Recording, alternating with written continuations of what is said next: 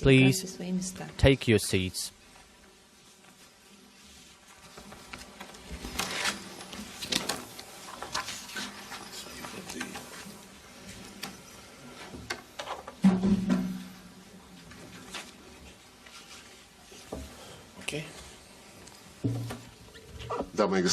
Ladies and gentlemen, the meeting with my Philippine colleague, Perfecto Yasai, has been very constructive and took place in a friendly atmosphere. We discussed a wide variety of matters relating to international issues. In June, we celebrated a very important date, the 40th anniversary of establishing diplomatic relations between the countries, and today the Philippines is a very promising partner for Russia in the Asia-Pacific region. That was the subject of the discussion between the presidents of our countries, which took place on the 19th of September on the sidelines of APEC meeting in Lima, and today in greater detail we discussed the prospects for our bilateral relation development within the framework of the arrangements and understanding reached during the meeting of our presidents. We today have noted mutual willingness to continue the development of our relations, including at the highest level and between the ministries for foreign affairs. We have noted the willingness of both countries to develop the cultural, interparliamentary, and people-to-people exchanges between the security councils of the countries, and we are planning events within that sphere for the future. We have also noted the expansion of relations in the sphere of investments and trade that will be further intensified by the creation, and last year we decided to create an intergovernmental commission on trade and economic cooperation, and next week there will be the meeting of the co-presidents of that commission. We have also seen the interest to intensify relations in agriculture, fisheries, transportation, energy sector, telecommunications. We have been undertaking joint efforts to address the negative impacts of human-made and environmental disasters. We have also been working together within the law enforcement sector and education, and we've been reinforcing the legal and contractual basis for law enforcement. We work on immigration issues, on preparation of personnel. We work at the level of universities, and we carry out cultural exchanges and organize festivals. There is a Russian language center on the Philippines. Such centers are being created in several universities on the Philippines, and that just shows the interest of the people of the Philippines towards Russian language. We've also discussed the ways to intensify the tourist flows to Russia and to the Philippines. We have reassured that we are ready to cooperate to fight terrorism and to illegal drug trade. Russia is ready to welcome the personnel, military personnel and law enforcement personnel, and to carry out courses, skill improvement courses for them in Russia. And we agreed to intensify the work on a whole range of legal and contractual documents, which signing would be highly beneficial for further fostering of the cooperation between the countries in the many spheres, many of which I have already enumerated. In that context, we have paid great attention to specific matters which should be settled in order to implement the arrangements for the meeting between presidents of our countries in the upcoming year on international and regional issues. We agreed to intensify our coordination within the framework of the United Nations and other multilateral formats. We highly appreciate the cooperation between Russia and ASEAN. In March, there was a summit between the heads of countries of Russia and ASEAN region. It took place in Sochi, and it and the outcome was quite beneficial for all sides. In the upcoming year, the Philippines will preside over the ASEAN, and we hope that the contacts will be very fruitful and the cooperation will be very close in many formats in which ASEAN plays the highest role, and I mean the EAS and regional forums for security, the ADMM plus partners meeting, and will also be cooperating within the framework of the APEC framework and other structures which operate in the Asia-Pacific region. Today we have exchanged our views on the ways to foster regional security, to make the security of cooperation in that region be all-encompassing, not a patchwork, and make it reliant on the equal and shared security principles which would be founded on non-block thinking and principles of respect towards the international law. I think that the meeting was highly fruitful, and I'm very grateful to my colleague, Perfecto SI, for cooperation, and I am sure that on the outcomes of this meeting we'll be able to move further in practical sphere the implementation of many subjects which we discussed.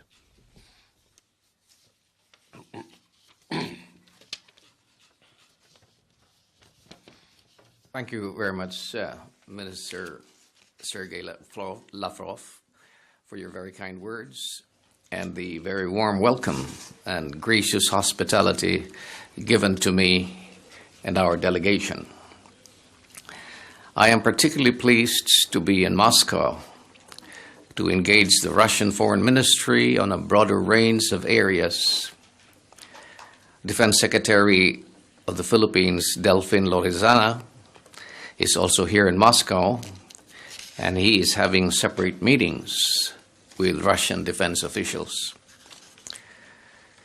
While this is my first visit to Russia, I would like to emphasize that this engagement is part of a continuing effort to strengthen the Philippine-Russia bilateral partnership. We are simply building upon the work already undertaken by my predecessors, such as the visit to Russia of former Philippine Foreign Affairs Secretary Alberto Romulo in 2005 and Albert de Rosario in 2012. My discussions today with Minister Lavrov come shortly after meetings between our respective heads of state and heads of government meetings where they agreed to strengthen our ties, where they painted the broad strokes of the future of our closer relations. Today, we discussed some degree of detail our common interests in areas where cooperation can work to the benefit of both our countries. We agreed that we must base our reinvigorated relations on a firm and strong legal framework, one that would be consistent with our obligations under international law, particularly the Charter of the United Nations.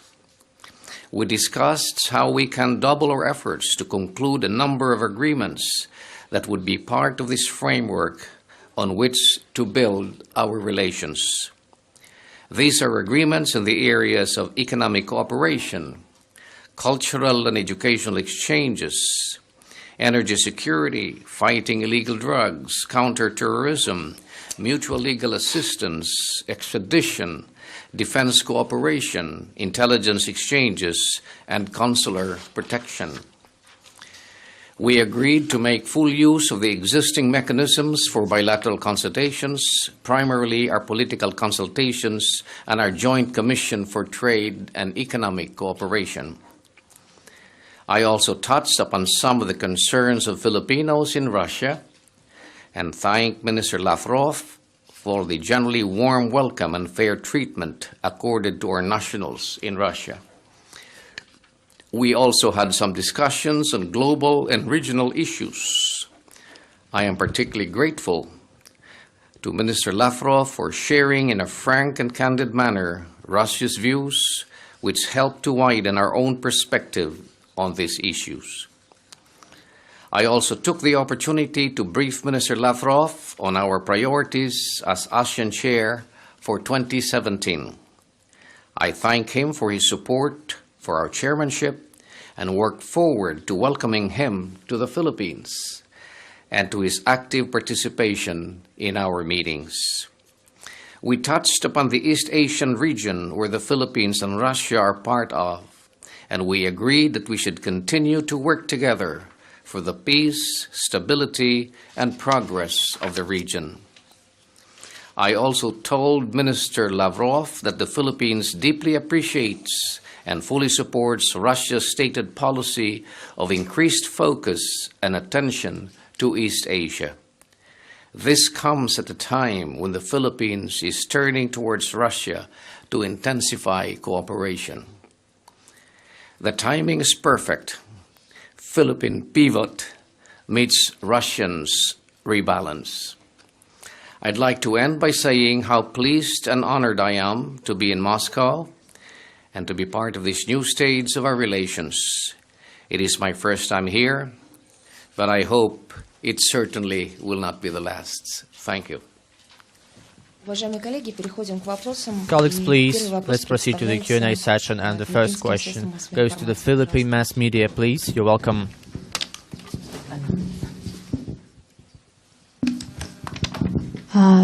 Good evening or good afternoon, everybody. And my question is for both parties. Since it was considered that the procurement of military equipment in Russia, is there a consideration to sign any kind of military alliance or agreement with Russia?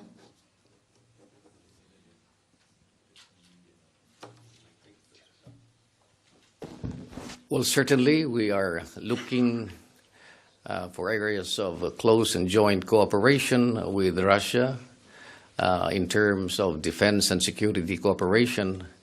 But certainly military alliance is something that we have not discussed about, and we are not interested at this point in pursuing. So this is something that I think both of us with the foreign minister feel that may not be a workable idea in this region. Thank you. As you probably have already heard from the statements,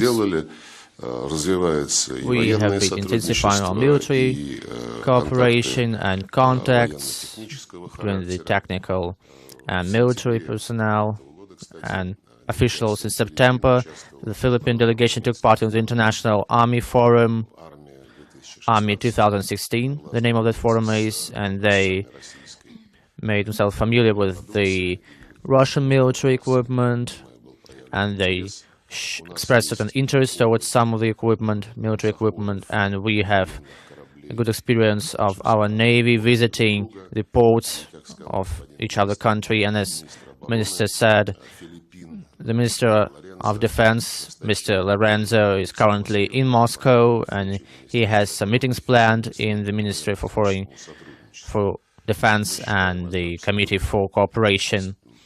And we think these are just normal tracks for cooperation. We have such ties with many countries of the region, many countries of ASEAN community. And as for any military alliances or blocs, our principal position is that such matters of security in the Asian-Pacific region should be settled outside of the bloc basis, on universal basis. The matter should be settled when all the countries of the region feel and see that there is a guarantee for secure and shared and integrated security for each of the countries of the region. Please, Dost TV channel.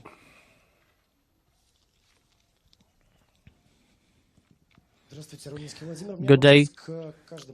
I have a question to both ministers.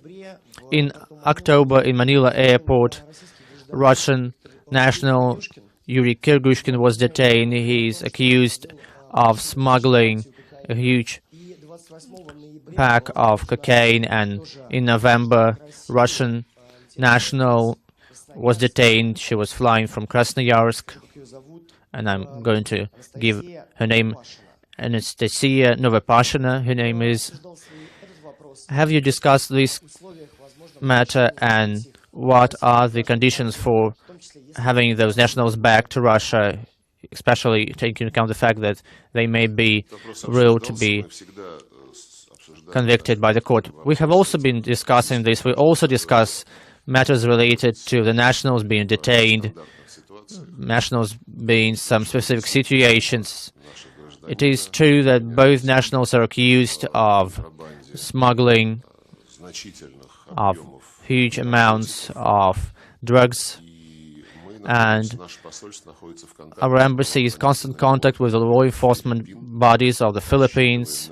We hope that the investigation will be unbiased, and we do understand that the Philippines, they have the laws which should be respected, and always on the websites of our foreign offices, we have been warning all people who want to travel to Philippines that everyone should be well familiar with the laws of the receiving state.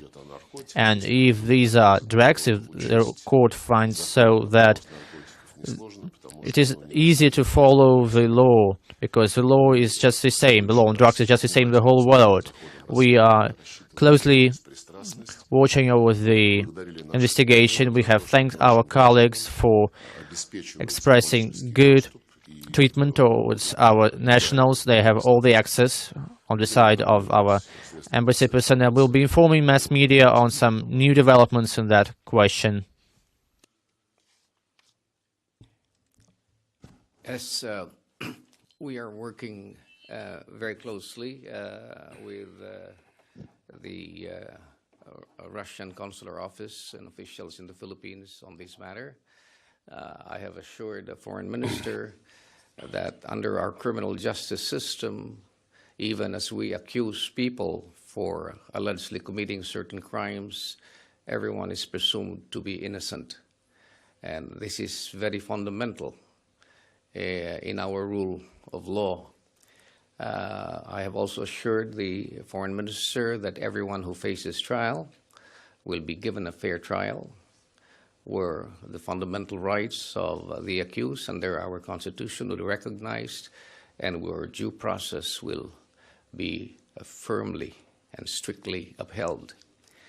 So we are presently completing our investigations on this matter, and any significant development we will be sharing with our diplomatic officials from Russia in the Philippines. But you have our assurance, and you have that the accused in this respect will be treated fairly and squarely. Unfortunately, everyone, without any exception, will have to answer for alleged violations of our laws under our criminal justice system. And so we will have to go through this system. We'll have to respect our laws, and respect our internal procedures in the same way that we also expect Filipinos abroad or wherever they are to respect the local laws and be answerable for whatever actions that they take. And we are confident that we will be meeting justice in this matter fairly and swiftly. Thank you. Next question, please. FB. Sergey, this is France Press Agency. Well, today in New York, the Security Council should be considering the Aleppo resolution, which stipulates a 7-day ceasefire by all sides, and some other points are included into that resolution. Will Russia support this draft resolution or not? I will start from some other event related to the topic.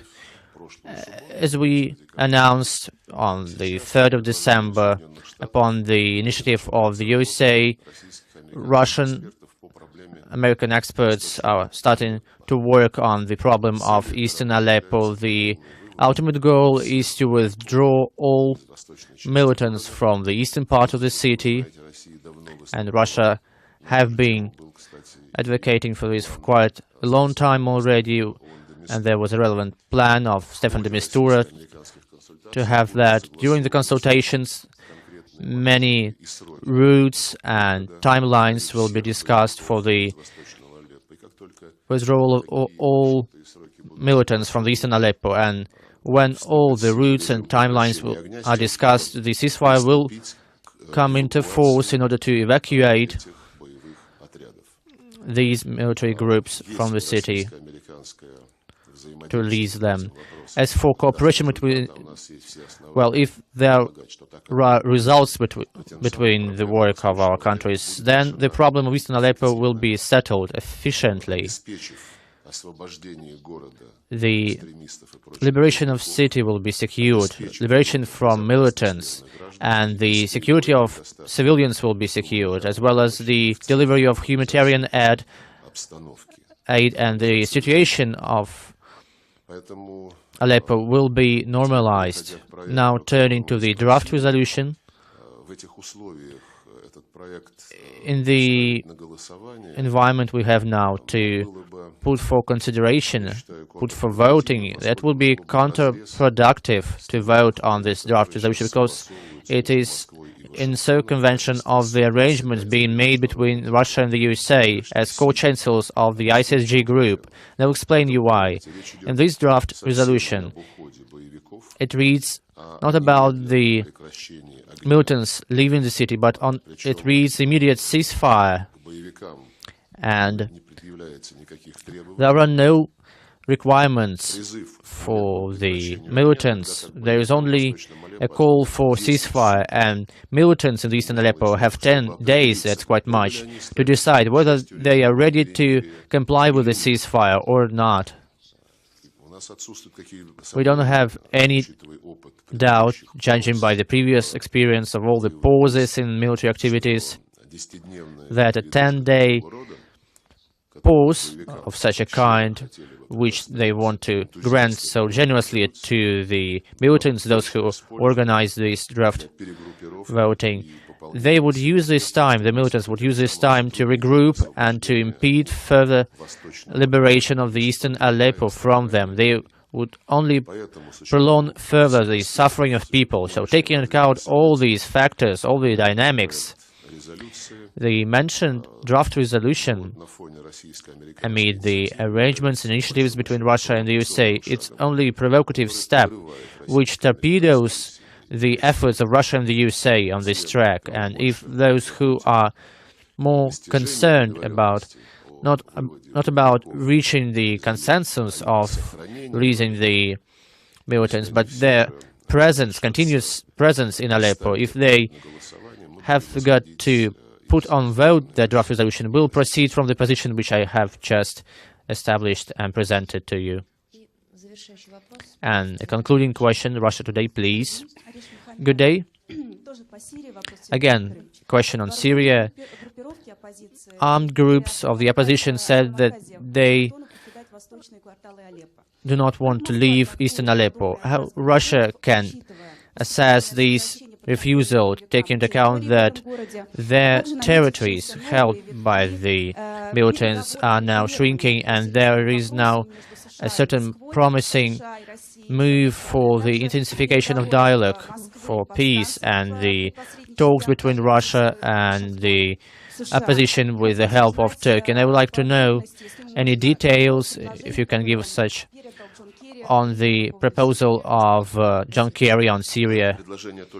Well, I have already answered partly the question. I mean, we are arranging certain routes and timelines for militants to leave the eastern Aleppo. All militants should leave the city.